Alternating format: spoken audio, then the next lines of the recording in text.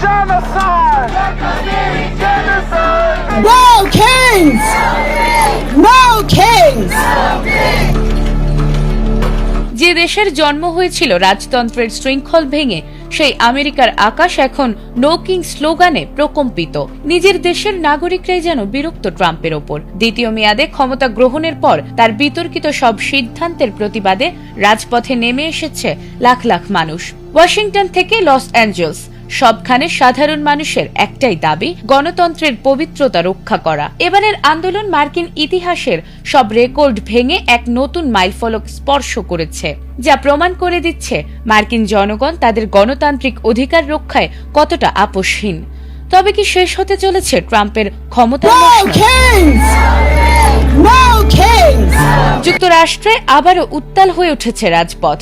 ক্ষমতা, নীতি এবং যুদ্ধ, এই তিন ইস্যুকে কেন্দ্র করে শনিবার নো কিংস নামক আন্দোলনের ডাক দেয়া হয়েছে। নো কিংস আন্দোলনের তৃতীয় বড় কর্মসূচি হিসেবে যুক্তরাষ্ট্রের 50টি অঙ্গরাজ্যে 3,300 এর বেশি সমাবেশ অনুষ্ঠিত হয়েছে, যেখানে রাস্তায় নেমেছে লাখো মানুষ। আর বড় শহরের গণ্ডি পেরিয়ে এবার ছোট শহরগুলোতেও ছড়িয়ে পড়েছে এই বিক্ষোভ, যা এটিকে সাম্প্রতিক ইতিহাসের অন্যতম বিস্তৃত আন্দোলনে পরিণত করেছে। আন্দোলনের কেন্দ্রবিন্দু ছিল নির্বাহী ক্ষমতার অপব্যবহারের অভিযোগ, তবে বাস্তবে এতে যুক্ত হয়েছে বহু ইস্যু। ইরানকে ঘিরে নতুন যুদ্ধের আশঙ্কা, লাগামহীন দ্রব্যমূল্য, কঠোর অভিবাসন নীতি এবং গর্ভপাত অধিকারের সীমাবদ্ধতা। এসব কারণে প্রেসিডেন্ট ডোনাল্ড ট্রাম্পের বিরুদ্ধে জন অসন্তোষ আরো তীব্র হয়েছে। এ বিষয়ে মিনেসোটার গভর্নর বলেন, গণতন্ত্র হুমকিতে পড়লে মিনেসোটা কখনো নীরব থাকবে না, আর তাই সবচেয়ে বড় সমাবেশটি হয়েছে মিনেসোটাতেই।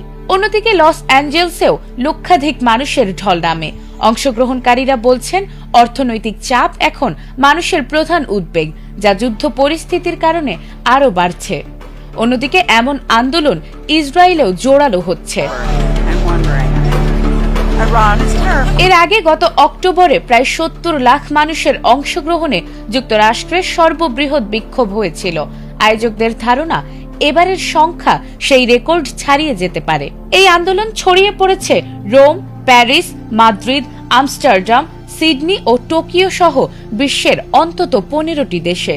সব মিলিয়ে দাবানলের মতো ছড়িয়ে পড়ছে নো কিংস আন্দোলন, যা একটি বৈশ্বিক প্রতিবাদের প্রতীকে পরিণত হচ্ছে।